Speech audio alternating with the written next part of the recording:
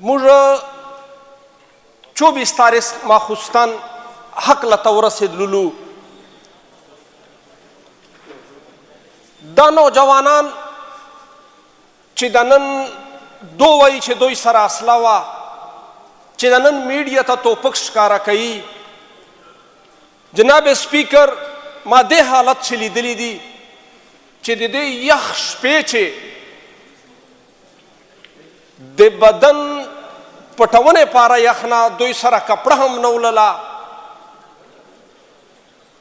48 غنټې جناب سپیکر دا خلک وږي تږي پراته وو د اسلام آباد په ګیټ باندې. د نوجوانانو سترګو چې یو خواب وړی و، یوه ګیله یې ریاست ته ور وړې وه. دوهدار ویدلي ولل چې ریاست مور حیثیتي، دو ګیلې ور وړې ولې د ریاست ته، د ریاست نه خفه وله، زړه چې یې ګیلې ولې، قرباني یې سر کړې ولله. داسې نه وله چې دو غره ته هم تلای اسله، دو توپک هم اخیستی اسله چې ډېرو نوجوانانو اخیستي دي، نن هم لګیا دي. خو دو خپلې دې مور ته ګیلې ته ور روان ولل چې موږ منډیټ پټ سوی ده. دو د رول آف لا ګیله ولله، دو د عمران خان د جیل قید ګیله ولله. خو دا نوجوانان له دې نه وله خبر چې ریاست چې هغه موږ مور هم ورته وایو، مور دا شکل ښیي. یقین ومنو یوه کس سره هیڅ قسم اصله نه ولله. نن چې د کومه اصله دوشو کوي، بیا هغه نه بعده چې دغه کوم ظلم اوسه د قافلې سره، د نوجوانانو سره وږي تږي په کوم انداز باندې چې په دو باندې فایرنګ وسه ریاست وکړل. خو ما د الفاظ یاد ساتو سر، ریاست په دا جټکا ونسوي وي، دا واقعیه به ونسوي وي چې څرنګه نثارباز خان خبره وکړه د بابړې والا یا سپین تنګۍ والا. اوس هغه وخت نه ده چې هغه کوم پښتنو سره سوي ولل، نه میډیا ولله، نه دوره شعور و. جناب سپیکر، تاسې د هاوس نه یوه کمیټۍ جوړه کړو، لاړ د سی بازارو چې دی وګرځي چې نن د پاکستان یا د پښتونخوا نوجوان د ریاست بارے چې څه وایي. دو چې د موږ ته پیغورونه راکوي چې भागने में कामयाब हो गए.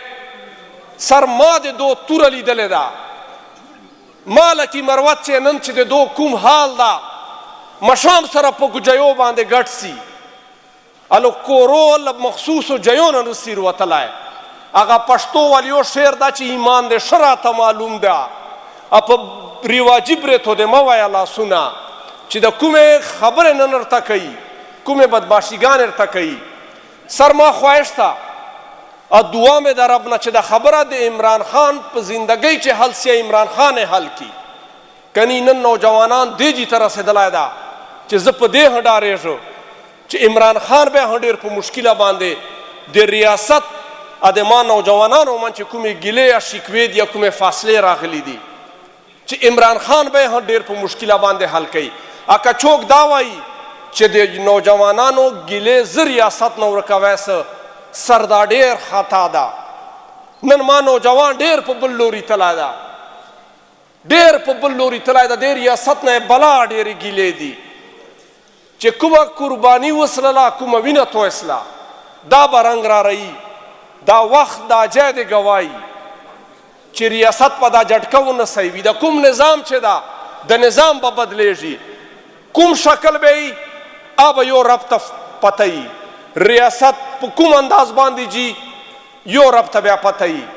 موږ د کومې قربانیانې چې وسللې، هغه سرجي پښتو یوه ټپه ده چې توره کوه برای برارې، اکه برای نه یي ځوانان تل په تور عمرینه، بیا به ورجو انشاءالله، بیا به ورجو، ډېر زر به ورجو.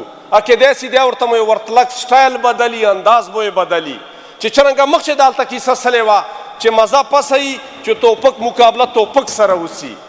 موږ خو یې بېګناه تس لاسې وډزوللو، منه به یې پسه چې پښتون نوجوان لاس چې توپک یې ادای بیا ورته مختصي بیا یې وډزوي. ډېره مهرباني، شکریه. معزز اراکین